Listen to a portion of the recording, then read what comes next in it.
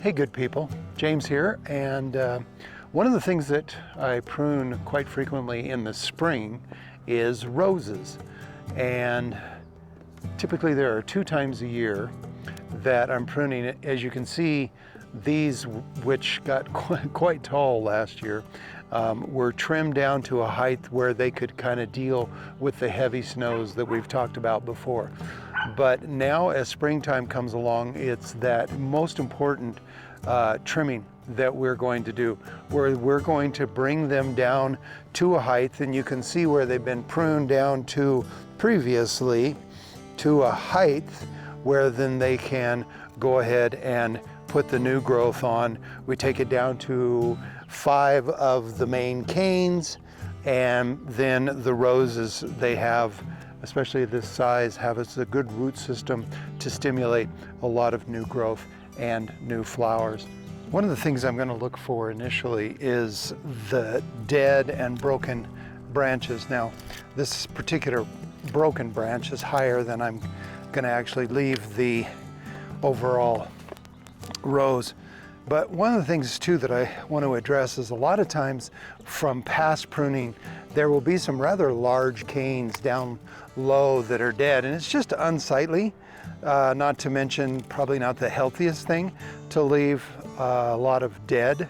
But again, what we're doing is we're identifying 5 good canes.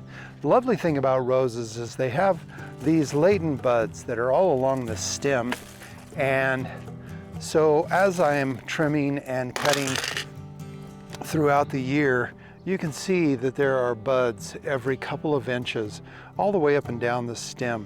And later we'll talk about pruning during the season to continue good, healthy flower growth. But again, I'm trimming this down pretty low. I'm within a couple of feet, 30 inches to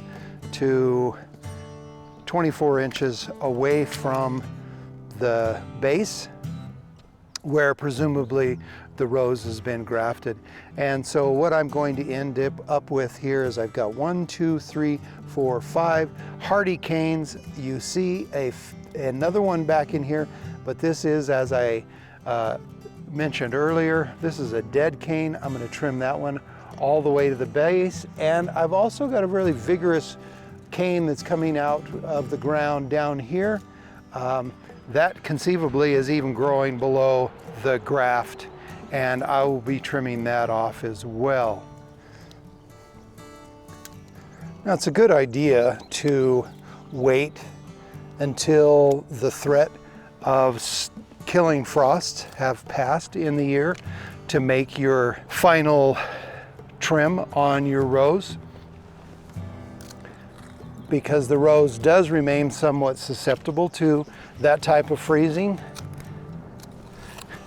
And in the Salt Lake Valley, our last frost date has moved up a bit on the calendar. It used to be around Mother's Day, May 10th to May 15th. It's now the end date in April.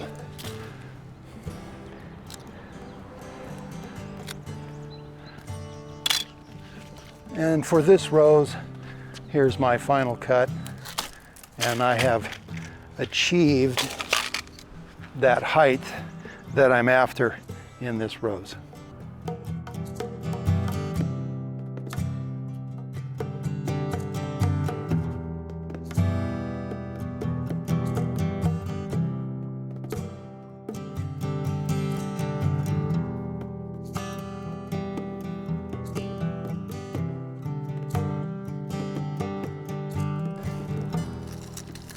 This rose held on to some of the leaves from last fall, whether they were frozen in an early frost or what exactly the stress factor that caused it to hold on the leaf, but there's no concern here because, again, we can see that there's good viable stems, and I'm not overly concerned with the dead leaves here. You know, I really love roses. I'm originally from the Pacific Northwest, as most of you know, and the rose garden up there in Portland with over 800 varieties is really a destination spot that you have to go see if you enjoy roses. In my childhood, I grew up in Southern Oregon, and my father kept the most amazing rose garden as my mom worked at Jackson and Perkins Roses there in Southern Oregon at the time. And every year we just had the most impressive garden of roses. But I'm all done here. Thank you for dropping in. Continue to follow, subscribe, click the bell for more tips, gardening, especially gardening along the Wasatch Front.